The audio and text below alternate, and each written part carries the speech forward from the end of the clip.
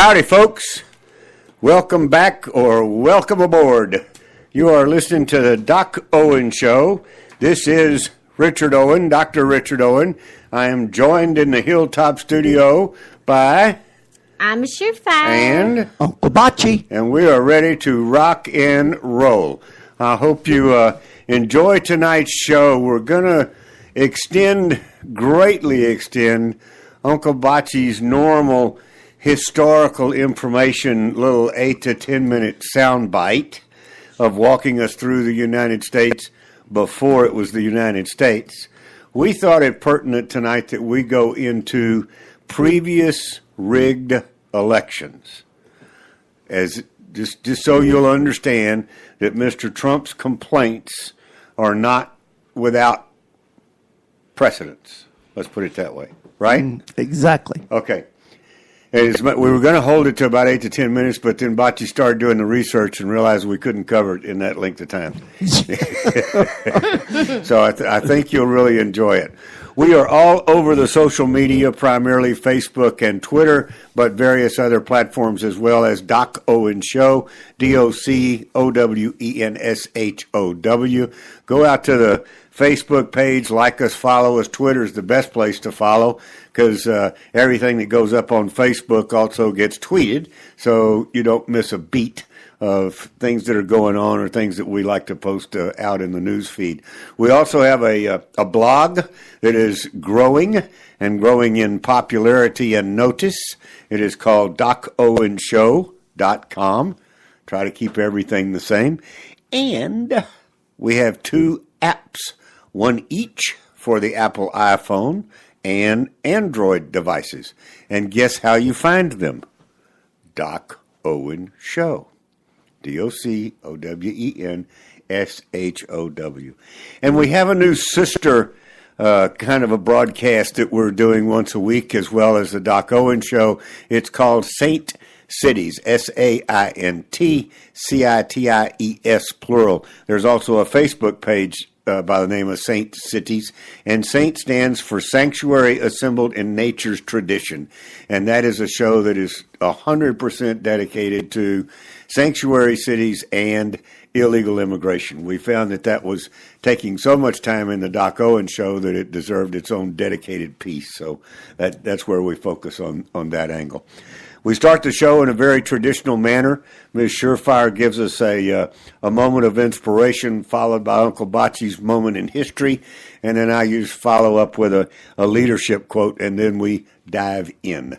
So, Ms. Surefire, take it away. And tonight's quote, as usual, comes from InspirationalDaily.com. And tonight's quote comes from a lady by the name of Ellen Glasgow. She was an American novelist who portrayed the changing world of the contemporary South from the late 19th through early 20th century. Oh, okay. And her quote is, "What happens is not as important as how you react to what happens." Absolutely. There you go. Mm-hmm. Absolutely. Mm-hmm. Good job. Good job. You. Good. Right. Okay, for today in history, What do you want us to know? I have 2 things, and they both are relative to our topic tonight, presidential elections. Go figure. Go figure. Yeah. On November 3rd in 1948, the Chicago Tribune newspaper declared Dewey for president. Dewey defeats Truman. That was a famous one. So Dewey did not defeat him. I was 3 years old. I remember there was a big deal about that around the house. Yes, there was. And then also on this day in 1964, D.C. residents cast their first presidential vote. Actually, that one I do 1964. Wow. Yeah. And speaking of Chicago, congratulations to our listeners in Chicago.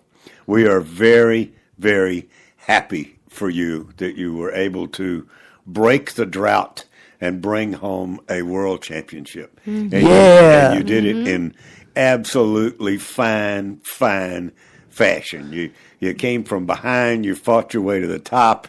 It's really a cool thing. Inspiring. And you're probably very inspiring. You're probably still celebrating. So, but congratulations to the city of Chicago years. And all the fans. Good for you, Cubs. Yeah, very, very well done. Very well done. Okay, leadership. This one comes from Nicola Machiavelli. If you're not familiar with Mr. Machiavelli, oh yes, you need to be. You do. You've heard of Machiavellianism. Whosoever desires constant change must change his conduct. Oh, I'm sorry. Whosoever desires constant success must change his conduct with the time. That's a good one. That one you got to think about. Good for that. Yeah. Yeah. That works pretty good. That's a good one. Well, let's, Uncle Bocce, let me give a little bit more preface to what we're talking about. Okay. What Bocce did some research on previously contested, cantankerous, people upset by the results or mistakes that were made, as Mr. Trump calls them, rigged elections. So, presidential elections, not all rigged elections because it's just a 1 hour show. But so we're just going to hit the highlights of national rigged elections, right? Yes, sir. And we're going to go all the way back to when was the very first time that somebody hollered foul when the other guy won? By the way, it's usually not the guy who wins that says this was rigged. Right? Correct. We can assume that it's the loser. That's correct. All right. Yes. Want to just get some ground rules here. Okay. Okay. So when was the very first time that the loser said he cheated? We have to go all the way back to 1800. Yes, all the way back. Which was presidential election number what? 2, 3. That's what it was number 3. Yes. Yes. So we made it through 2 without somebody hollering foul. Well, yeah.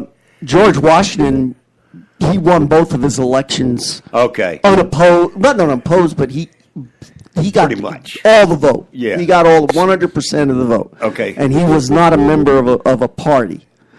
No, So, he was George Washington. He was George Washington. And, I wish we would have stayed that way. Okay. So the election of 1800, call that a prelude to a duel, and I'll explain that in just a minute. At that time, there were 138 electoral votes, and you needed 70 to win. Wait.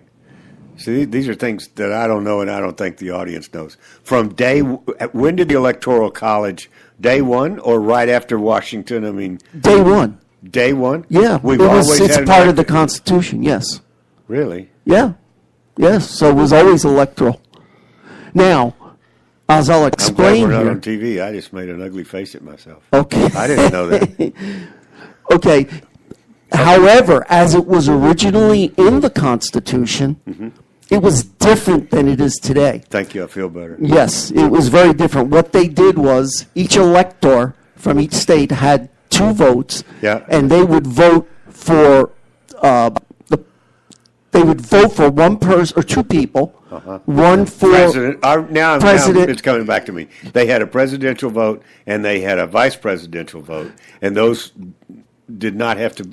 No, that came later. Okay. That came with the 12th Amendment. The way that it was then is that you voted, and the top 2 were the winners.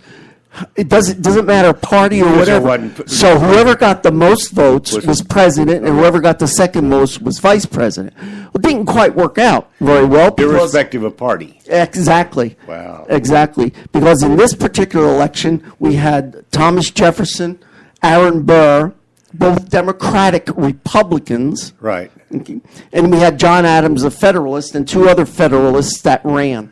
So what ended up happening is that Thomas Jefferson and Aaron Burr tied with 73 electoral votes. Oh. They both tied. They both had enough electoral votes to win. Okay. But since they were tied, that threw a monkey wrench into the gears there.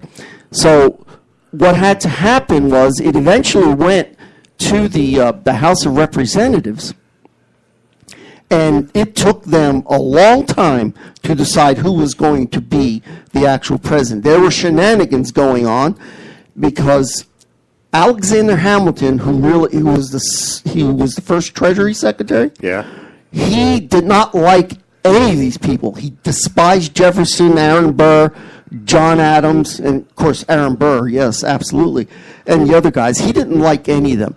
But he saw that Jefferson was a better risk than Aaron Burr. Those are the two. Those are the two that were tied. Okay. Okay?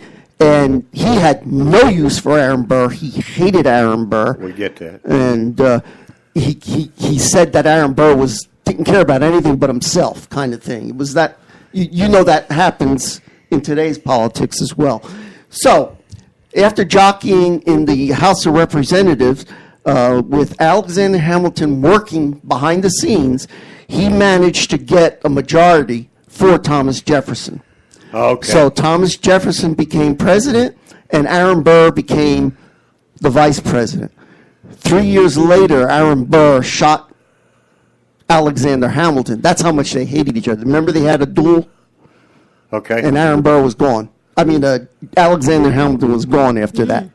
So Well- that was the first contested election. But Alexander Hamilton is on one of our greenbacks, and Aaron Burr is not. So there. That is correct. So who really won? Well, Aaron Burr was not a very nice person. Apparently. He really wasn't. Okay. So rigged elections. Focus. Yes. So that's what happened with the 1800. Okay. Shall we go on? Okay. Yeah. 24 years later. Oh. So they were all clean. Or not After that, contested. well, Okay. what happened was the Federalist Party after that election But why fell would- apart. But so 1800 wasn't really a rigged election. It was contested. It yeah. was contested, but it was legitimate to contest it. We didn't have a winner. That's correct. Okay. That All is right. Correct. Keep but there going. was a lot of behind the scenes goings on. Oh, you well, know. sure, there always Yeah. is. But Okay. okay. So the 1824 election, we'll call that the corrupt bargain. Okay. And you'll see why. Okay. The gentleman who ran for the 1824 election was John Quincy Adams, son of John Adams. Right. Andrew Jackson, Yeah. Henry Clay, and a gentleman by the name of William Crawford. Scholars all. Well, yeah, I guess you can call them that. Now, Jackson came in, this was the first Democratic, as equates to today's Democratic Party. Okay. Okay, so he was the first Democratic candidate. Okay. John Q. Adams, by this time, the Federalist Party fell apart, so he was a Democratic Republican, just Okay. like Thomas Jefferson. Okay. Okay, and then there was Henry Clay, who was a Whig, Yep. and we had another gentleman, a Democratic Republican. What happened in this election is that there was, they needed to win 131. No one reached that level. Okay. Andrew Jackson won 99 electoral votes Right. and believed that he was supposed to be president. Yeah. Okay, and John Q. Adams had 84. So again, there was a lot of stuff going on in the background because nobody had won. Right.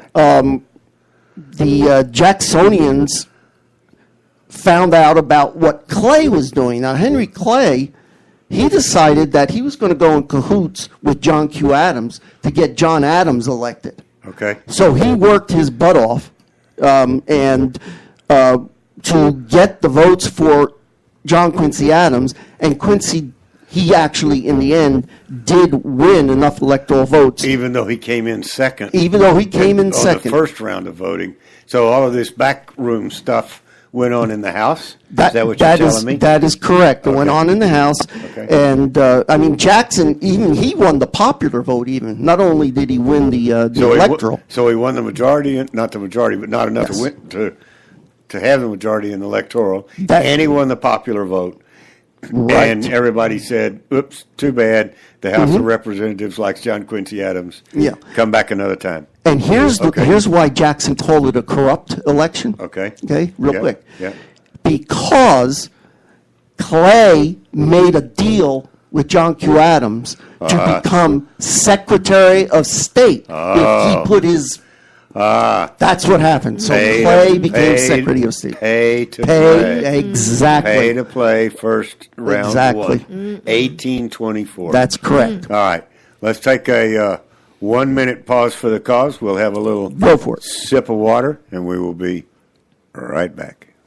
Did you ever look at the stains in your coffee cup and then realize that's exactly what happens to your teeth? PowerSwabs is the 5-minute solution to get your teeth white without visiting the dentist. This is John Greenhut, the CEO of PowerSwabs. And if your teeth are stained from coffee, tea, or smoking, all it takes is 5 minutes with PowerSwabs. In 5 minutes, you'll see an average of 2 shades whiter teeth, and in 7 days, 6 shades. It's clinically proven to whiten natural teeth as well as caps and veneers. The secret is a tooth detergent that was developed by Dr. Martin Ginniger that lifts stains off of your teeth. Best of all, there's no messy strips or trays that you have to leave in your mouth for an hour. Just swab your teeth for 5 minutes and you're done. To try PowerSwabs risk-free, call 1-800-975-4583. That's 1-800-975-4583. I guarantee your bright white smile will have your friends talking about how great you look. Try it risk-free today. 1-800-975-4583. That's 1-800-975-4583.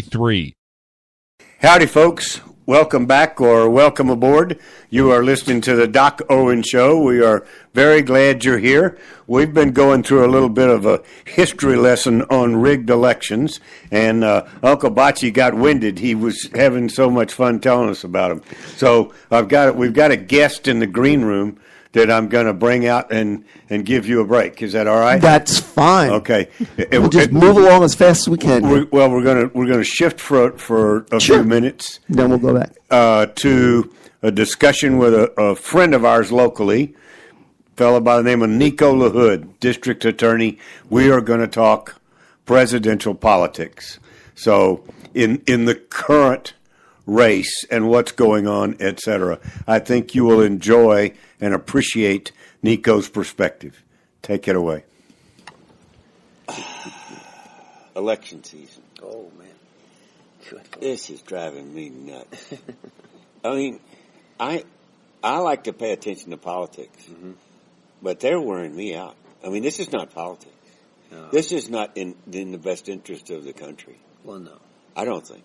No, well, of course not. I mean, look, I say this They all the don't time. talk issue. They don't. No, there's so much. Look, here's what I tell people. I've said this to every media outsource. I say it to everybody. If you're reporting the truth accurately, without an agenda, the truth, and fair about it, not distorting it, context matters, not a piece of it. The whole. If you lay it all out there for the people of Bexar County, and I don't like it, then shame on me. Yeah. Then I need to change my behavior. That's simple as that. I mean, because the truth applies to me too. Yeah, sure. And I tell that to people. What drives me insane, and I've been the victim of this. It applies more to you than others. Well, yeah, exactly. That's true. but you know. Sorry. But look, you held your hand up and said, "I want to be one." So here you go. Well, no, I'm a public servant, not a politician. But I tell people all the time that media today seems like they're trying to get involved on both sides. I'm not trying to take a side right now. Okay? I'm not. No, I wouldn't. I'm on the side of truth. Yeah. They're trying to influence outcomes. That's not the way the media was set up. That's not journalism. No, sir. Journalism to me is. I walked out on the last one when the attack started coming from the journalists. Well, I'm not going to watch that. Well, I don't need that. Back, I'm not being disrespectful. You know, I like to bust your chops whenever I can. Yeah, well, but back in your day, maybe there was a dime. Maybe there was a time where there weren't TVs, right? And everybody listened to the radio, and you listened to a sporting event by the commentator. Sure. And so you had to visualize what was happening because you couldn't see it by what they were telling you. I'm not offended at all. Okay, but you understand my point. I'm pretty proud of it. But that's not what's happening today. I know. Right? I know. It's almost like if someone throws a touchdown and they say it was a fumble. No, it was a touchdown. And if I couldn't see it myself, I wouldn't know that it was a touchdown. Right. And so my point is, journalism to me should be that type of mentality. We're here reporting the facts. Yeah. Without an agenda. On anybody's side. Unskewed. That's right. Not a circle in a square, a circle in a circle. Right. And then you guys can figure, that's to me, and if I'm wrong, I'm wrong, but that's to me what it should be about. But do you take, I don't know that you take part, but do you pay attention to like the Julian Assange situation with the State Department and, him being in the Ecuadorian I don't know. embassy. I don't know about all the. I know enough. Okay. To listen more than give an opinion. Well, that one kept me up till 4 o'clock in the morning because they're in France. And so I'm watching it real time. I just happen to be up anyway. He's the founder of WikiLeaks. Okay. And I remember that. The story goes, that's sort of the way I have to say it. Okay. The story goes that Clinton wanted him cut off, because of what he was putting out.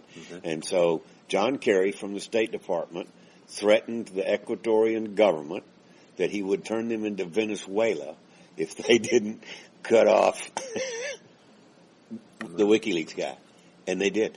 They severed his internet access. They've left him protected in the embassy, so they can't extradite him. But they cut him off. Anybody, Republican, Democrat, man, woman, whoever you are, wherever you're at, you should not be afraid of truth. You can't be. You shouldn't be. I mean, if you're afraid of truth, whether you're Republican or Democrat, Trump or Hillary, I don't care. Let's just keep it to the issue and the principle. That's what I wanted to bring out. If anybody's afraid of truth, then there's a problem. Well, that's what I meant by they're wearing me out because don't be afraid of truth. It's not stuff that I care about, and I don't believe. Therefore, I don't believe any of it. When I first ran, I remember there was a certain journalist. It wasn't for the newspaper. It was for one of the. He's no longer in town anymore. And you could tell he was trying to piece me. Oh, I heard you got arrested. But this is before people knew about my arrest. I talk about it. I said, well, it wasn't just an arrest. I got arrested for selling drugs, and I'm not proud of that. I'm very proud of who I am today. I believe. Did you? But he looked at me like, oh, okay. And I looked like I thought I wasn't going to come up. Right. I mean, and I just talked about it, and I talk about, but let's look at at the time, 17. Now it's 23 years ago. But let's look at the last 17 years of my life. And if what I'm telling you is that a bunch of BS, then call BS on me. Right. If I haven't changed my mindset and my worldview and my behavior, well, then it should have come up in the last 17 years. And you could have analyzed the last 17 years, now the last 23 years, and I live my life consistency. And I'll put my last 23 years up against anybody. Well, we started our relationship with you telling me I'm not proud of what I did, but I'm very proud of what I've become. Yeah, and you have no idea how many times I've told people that. Yeah, that was like, because I asked you right up front, help me out here. Yeah, man. and you squared it in a heartbeat. If I just look at you. Which I can't cool. change it, right? Yeah. Now, I learned from it though. I learned from everything I've been through. I've learned from my poor choices. I've learned from the tragedy of losing my brother. Yes. I've learned from the fact that my son was diagnosed on the spectrum of autism and the challenges and the learning lesson that has taken us and the journey that's taken us on. I can't imagine that. We learn. We just continue to learn. And in the flesh, I fail on all fronts, right? Because I'll react versus respond. And how I want to react is not how I usually respond after I pray about things. But so I mean, everything has made me who I am today. Everything. Romans 8:28 says that God uses all things for the good of those who love Him, right? And I love the Lord, and so He's never forsaken me on that. In that, inclusive in that, all may be some bad. No, may be some challenges. It absolutely will be. There's not even a doubt. Look, one of the analogies I tell people is this: a sword is a weapon in the old days, right? You have to go hand to hand combat, right, mano a mano. Right. And but no one ever thinks about what it takes to make a sword. You get a piece of iron, right? Yeah. And then you burn the hell out of it, right? And then you beat it. And then you burn it, right. And then you beat it, and then you burn it, and then you beat it, and then you mold it, and then it becomes a weapon. Right. So your experiences in your life, good and bad, sometimes you're going to have to get burned and beaten and burned and beaten. But if you allow the Lord to mold it, it can be used as a weapon to help others, to bless your family, to bless yourself. And that's the way you have to look at these things. Nothing great happens until you are pushed to your limits. Correct. Every Olympic athlete has been pushed to their limits in training, and then something great happened. Every great achievement happened only after somebody was pushed to their limits. Now, sometimes pushing to those limits means going through some hell. Oh, yeah. I mean, you understand my point? I learned to snowboard at 68. I know exactly what you're talking about. 20 years ago? Yeah. But I got it. It's all in perspective. It is totally in perspective. But so what I'm hearing is you're paying about as much attention to the word of what they're putting out in this. The source matters. Nonsense. Look, let me tell you. Honestly, I have read things from our local paper about me that have just been outright lies. I mean, just lies. I mean, not even. I mean, just out. Some of them have been truth, but out of context. So they can say, "Oh, this is truthful." Yeah, but context matters. Sure it does. If you walk into a room and you see me shoot somebody, and you only look at me shoot somebody, you're like, "Man, Nico just committed a murder."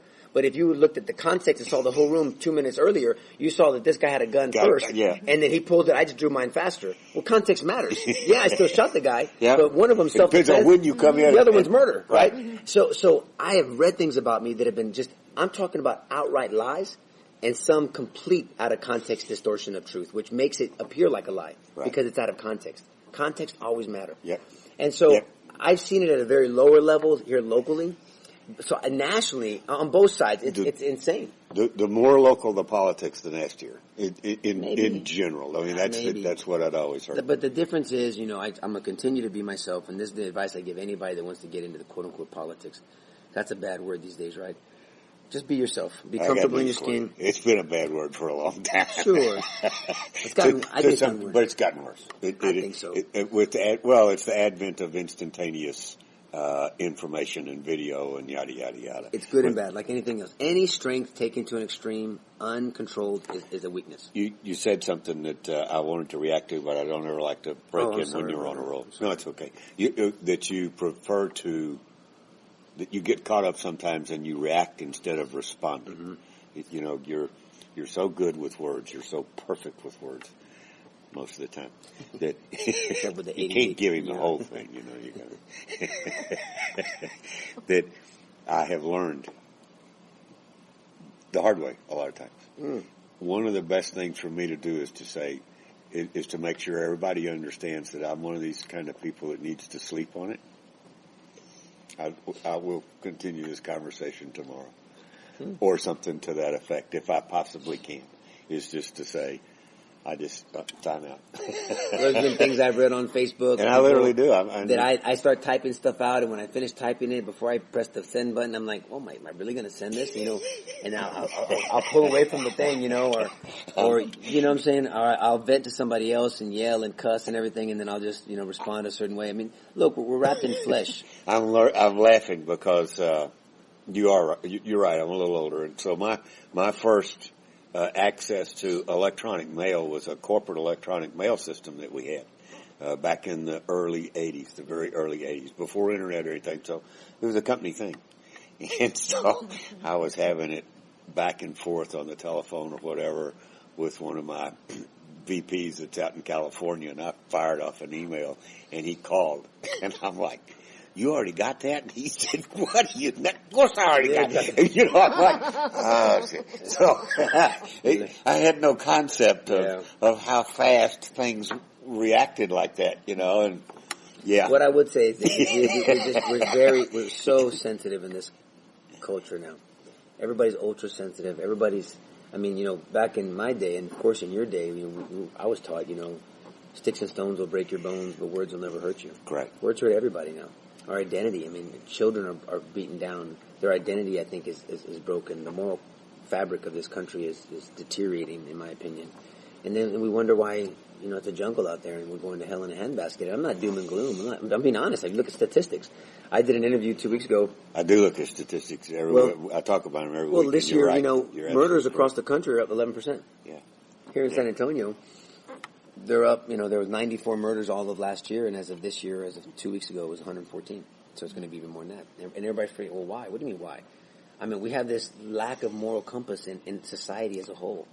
Your reality is not my reality. Don't tell me what's right and wrong. There's no more moral absolutes. Okay, well, then everybody's making up their own rules. Well, there's also more people and less to go around.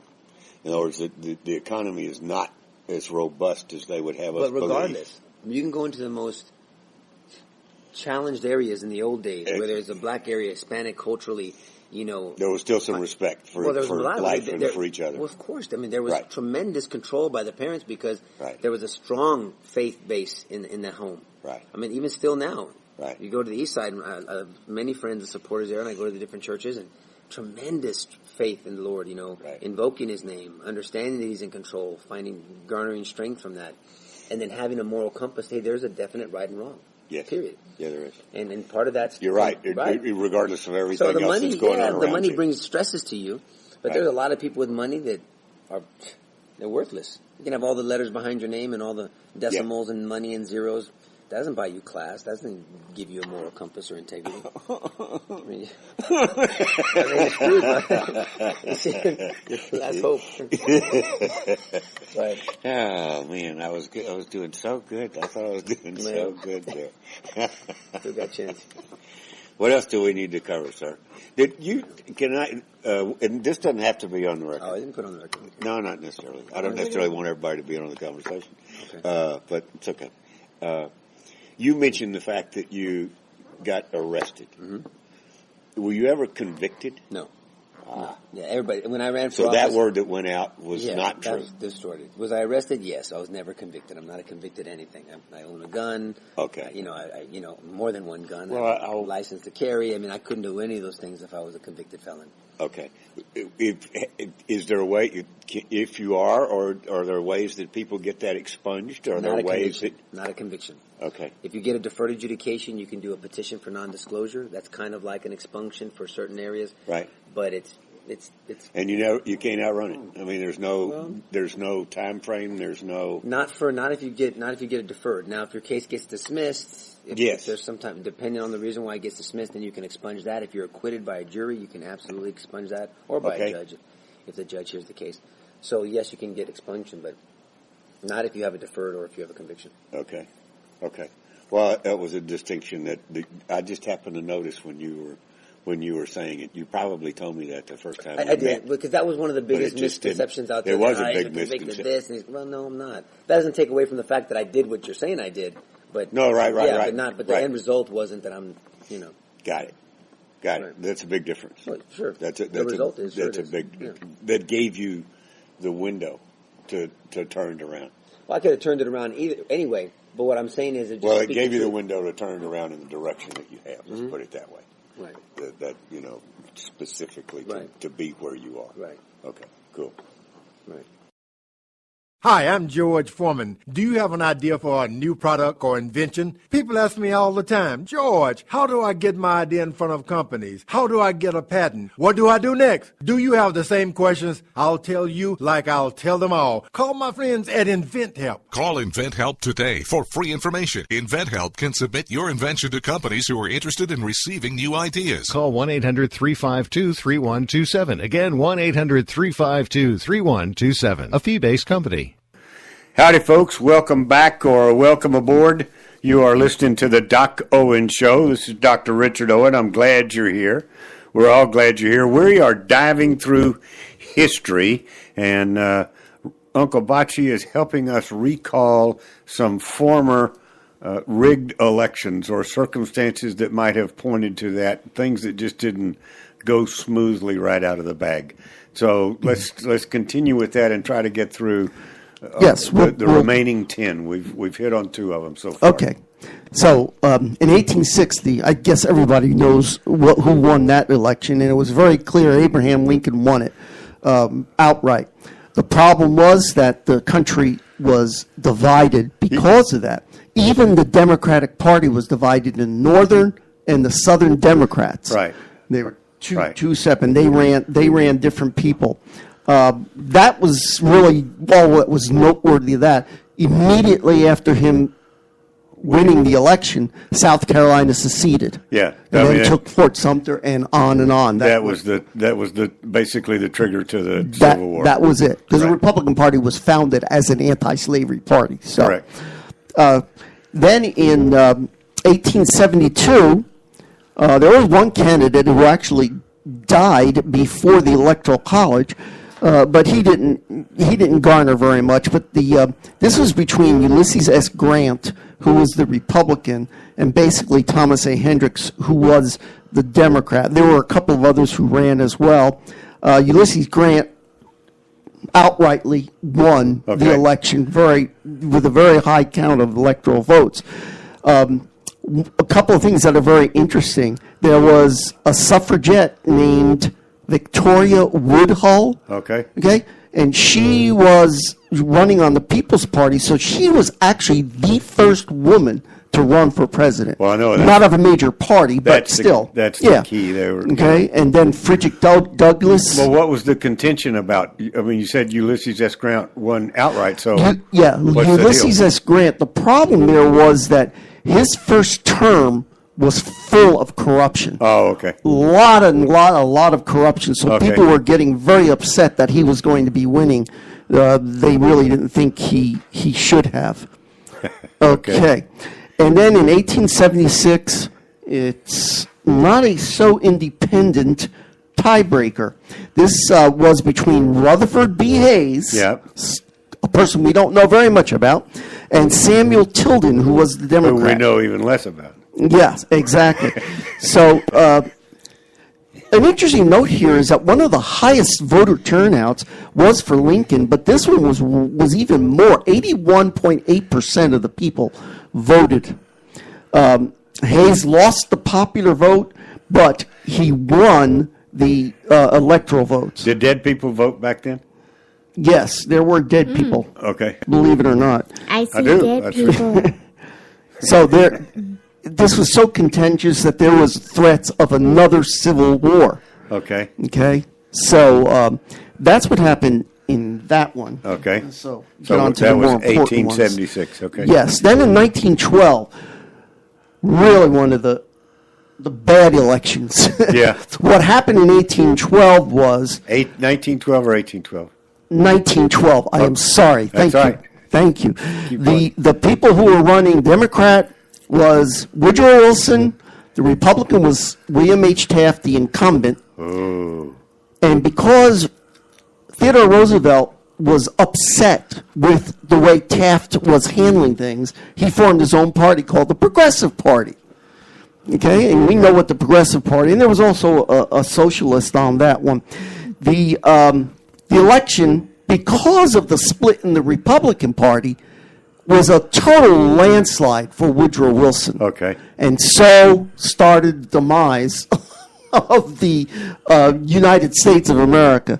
So, yeah, that was the split was in the Republicans. The split was in the Republican Party, yes. And that was in 1912, and 100 years later, they're still worried about it.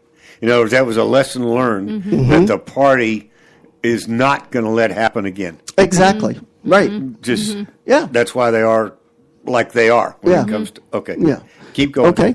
Our young people need to know that. I mean, absolutely. These are not things that we just thought of. You know, this is it's been going on. I was really surprised to see how much of this was going on. In 1920, this was actually called a prison campaign. The Republican was Warren G. Harding. Oh, we're now having the pre-prison campaign. Yeah, exactly. James M. Cox was the Democrat. Again, now, Warren Harding won it outright. The Republican. He won. He had 404 electoral votes. Wow. Hands down. He only needed 266. Right. So, and by this time, Wilson was totally very unpopular, which I think contributed to the Democrats' loss. Sure. Historically, it's extremely difficult for when one party is in power for 8 years for them to continue. Yes. Because the people know too much and they're ready for a change. Exactly. Go ahead. So Harding's victory, it still to this day remains the largest popular vote percentage. He won by 60.3%. Was it contended? I mean, was it contentious, or are you just saying it was unique? Well, it was unique because there was a gentleman who was running, and he was sent to prison. His name was Eugene Debs. He didn't get very much, but he literally ran his election from prison, which sounds so familiar to today, or could have been. So did he start out his campaign from prison? No. Or he got convicted of something, put in prison, and continued his campaign? Continued his campaign, yes. Ooh, he gets an A for stubborn. Yeah. Okay, go ahead. Okay, and moving on to 1948. Now we're getting a little bit more modern time. I can assure you if that happened today, yes, she would do the same thing. Oh, yeah. I'm sure. Oh, yeah. Because she's a for Democrat sure. and he was a Democrat. Right. Okay. I'll be out soon before my time's up, and go ahead. That's why they're 1948, the ultimate whoops moment. 1948. Yes, Okay. Harry S. Truman. Yeah. And Thomas E. Dewey. Oh yeah. And so we know what happened there. I mean, Harry Truman won outright, Right. 303 electoral votes. He only Right. needed 266. But the thing was that everybody, the media, Yep. was going wild, just like they are today. Right. And predicting a win for Hillary Clinton. Right. Well, they went so far as to publish that Dewey beats Truman. Well, you don't know the half of it. During the Go break, ahead. while we were listening to Nico, I was looking on my phone, and an NBC affiliate has already published the results. An NBC affiliate has already come out with the results of Tuesday's election. Hillary won by 42%, and Trump only had 40%. So we have Really? Yeah, we got another Dewey moment going on right there you now. go. I'm serious. Set the A precedent. week ahead of time. Man, some people are so Now you got me desperate. depressed. No. Okay. All right. Then 1960, John F. Kennedy. Yeah. And Richard Nixon. Yeah. That was a John F. Kennedy again. He won clearly. There was no question about his Right. win, and he set the precedent. He was the youngest president that ever was elected. There was a big contrast between Kennedy and Nixon. The electoral vote was the closest in any presidential election, even though that Kennedy won. He won the popular vote by a landslide. Yes. If I remember correctly, because now you're in our time. Yeah. And he won Well, it's actually- because he had so much charisma on television, and Nixon was stone, Yeah. like talking to the wall. Actually, the popular vote was really, really close. Oh, it was? Yes, the I thought popular Kennedy vote walked away with it. No, the popular vote was very, very close. Okay. He won by the electoral votes. Oh, well, yeah, sure. You And- have to win by the electoral. Yeah. votes. Okay. Okay, go ahead. And let's see what else was interesting about that one. I want to get moving on here. Okay, the next one we have is in 1964. Right. The battle between Lyndon B. Johnson and Barry Goldwater. Goldwater. Right.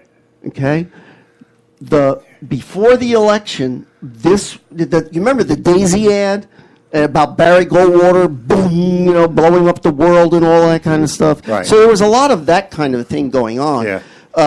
Lyndon Johnson, he clearly won the election, but I think he won the election because of all the negative propaganda that was against Barry Goldwater. Well, that was the first, because the previous election, because of Kennedy doing so well on television, that was the first time that the politicians realized TV was the turning point. Yes. That if you owned which is why we now have billions of dollars in every campaign thrown at television advertising, because Exactly. in 1960 they realized that can turn it for you. Exactly. And so that's why the negative. I'm saying that's why the negative ads. So I remember these things. And remember, there was. I don't remember the one about 1812, but these I got. Okay. George Wallace was also running in that, so there was some contentious. Well, but he got shot before. Yes. As a candidate, right? That's what crippled him. Yes. Okay. Yes. Okay. And he dropped out as a result. Yes, he did. In 1972, here's the death of a campaign by electroshock therapy. Some of you may remember that. This was the one between Richard Nixon and the uber-liberal socialist George McGovern. Right. He ran on the Democratic Party. Right. There was no question that Nixon won this election. Right. He had 520 electoral votes out of 538 that were available. So he clearly Holy won. guacamole. Yeah, he won. George McGovern actually only won one state. I had no idea Nixon was ever that popular. Yeah, he in the first election he definitely was. He won it outright, and there was a lot of contention between the two of them going on. But he clearly won the election. Wow. Okay, and that was his second run at it because he had lost to Kennedy. That's correct. Sat out for a couple of years. That's a couple of correct. cycles, let's say, not years. That's and correct. then came back and timed it, and boom. Yeah. Wow. And one of the things that led to that is that the George McGovern VP, Yeah. who was Thomas Eagleton, Yeah. well, they dug up dirt on him because they said he had electroshock therapy, and that was enough just to erase him. Oh, really? Yeah, the people got very upset. Everybody got upset. So I think that contributed to his heavy loss. Did he like do it in the nude or something? No, it's just the thinking at the time that people just couldn't. They didn't understand what electroshock therapy was. I think Hillary said they thought there was something wrong with it. Under it every night. What's the deal? Well, probably. What's the big deal? Yeah. Okay, and then we go to something very recent, which is 2008.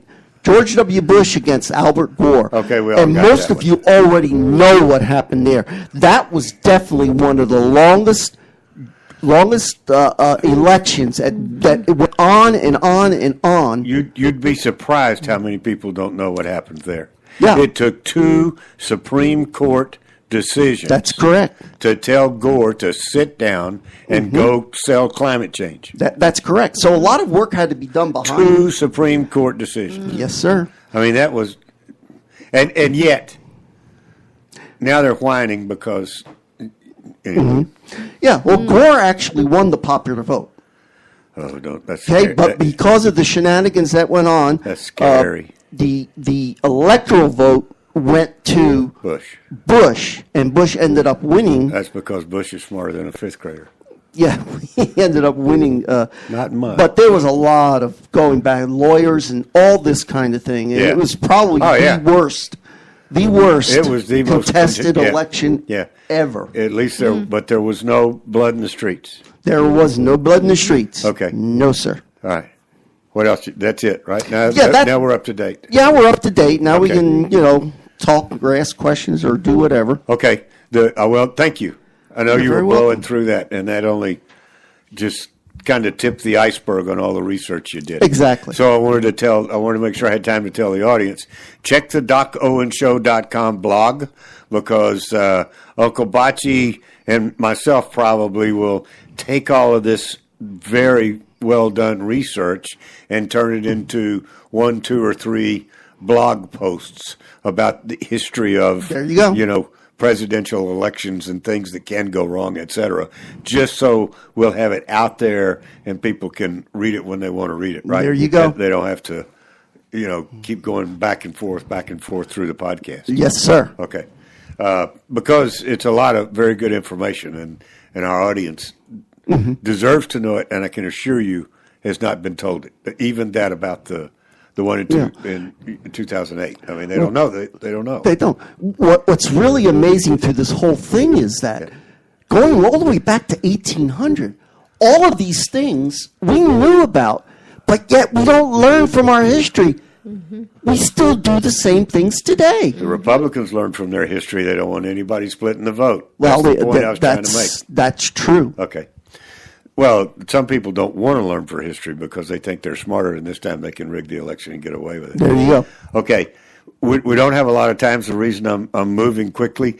Next week, we're going to have on the show an old friend of ours, and it'll be interesting to have our conversation right after the vote. It's Pastor Greg Locke from Tennessee. I got a couple of sound bites that I think you deserve to hear before the election that are Pastor Greg Locke from YouTube. So let's just play those back to back, if you will. Ms. Surefire. Thank you. Hey guys, Pastor Greg Locke here. Since everybody's making a fuss over who to vote for, let me tell you what I voted for yesterday. I voted for continued religious liberty and the freedom to be able to stand up and speak out according to my beliefs. I voted for my Second Amendment rights and to keep the hands of big government off of my guns. I voted against the continual murder and butchering of babies. I voted against open borders and for stricter security if you're going to call America your home. I voted against lies, deception, overspending, and all-around stupid government. I voted that we don't make deals with ISIS and radical Islamic terror groups, but rather we call them out for who and what they really are. And of unbelievable importance, I voted for conservative appointments to the Supreme Court because that's going to have a lot to do with what happens in this nation we call America. So I'm not voting for a person or a party. I'm voting for our future. Hey guys, Pastor Greg Locke here. You know, the Bible says that the Lord is upon his holy throne and his eyelids try the children of men. You better know something about the King of Kings and Lord of Lords that we call Jesus Christ. Nobody is going to take his place. He's not getting kicked out of office, no impeachment, and he is certainly not going to resign. He is the Alpha, the Omega, the beginning, and the end. And ladies and gentlemen, I don't care what happens on November the 8th or any other day of the year for that matter. God is very much in control of the affairs of men. The king's heart is in the hand of the Lord, and as the rivers of water, he turneth it whithersoever he will. God is in control. The God that said, let there be light, and raised the mountains and lowered the valleys, and tacked down the green grass with the beautiful roses and daffodils, and took the blackness of the midnight air, and flung the sparkling stars in their sockets. And the Bible says he knows how many hairs are on your head. He is in control. In the Bible, he's called I am. Not I was or I will be or one day I'll get around to it. He is the I am. So don't fear, don't fret, don't worry, and don't be full of anxiety. Because at the end of the day, when you and I and our little pea-sized brains are cold, dead, and 6 feet in the ground, God will be on the throne and the Bible will still stand like the rock of Gibraltar. So let's trust in a God who has all things in control. Thank you, Pastor Greg Locke. We look forward to having you on the air for about 15 or 20 minutes next week and going through our conversation. Article titled Flashback. Bill Clinton cheered the 11th hour indictment that doomed Bush re-election. Whispers of payback are being directed at Hillary Clinton after she decried as unprecedented the surprise FBI revival of its probe of her email scandal, right? That's because 24 years ago, as former President George H.W. Bush was surging back against the challenger Bill Clinton, a special prosecutor raised new charges against Bush in the Iran-Contra probe, prompting Clinton to claim he was running against a culture of corruption. What goes around comes around. You got to know your history. You got to pay attention to your history.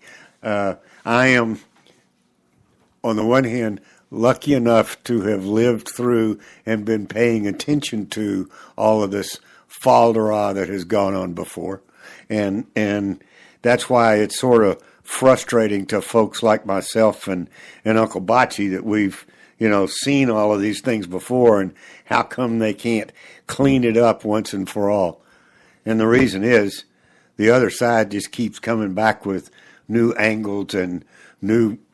I saw a thing on YouTube the other night doing some research called fractional magic. And what you may not know about these voting machines that are owned by George Soros is that when they display the winner, when they display the results, it says like 42.9.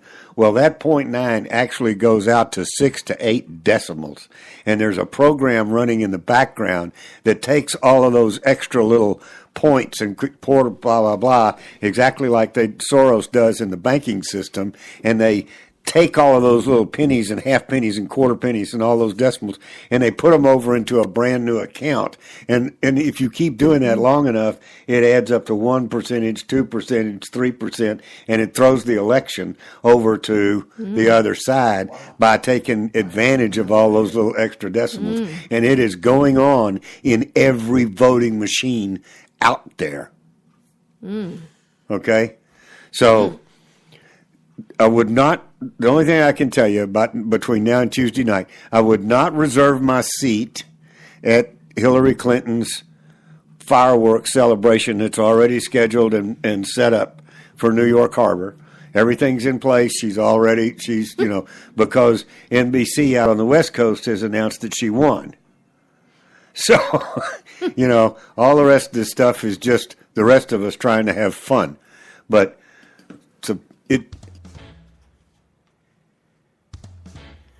front row. Time to go. You have been listening to the Doc Owen Show. Thank you so much for having us. We really appreciate it. Now go out there this week and take care, pay attention, and God bless. Bye-bye, folks. God bless.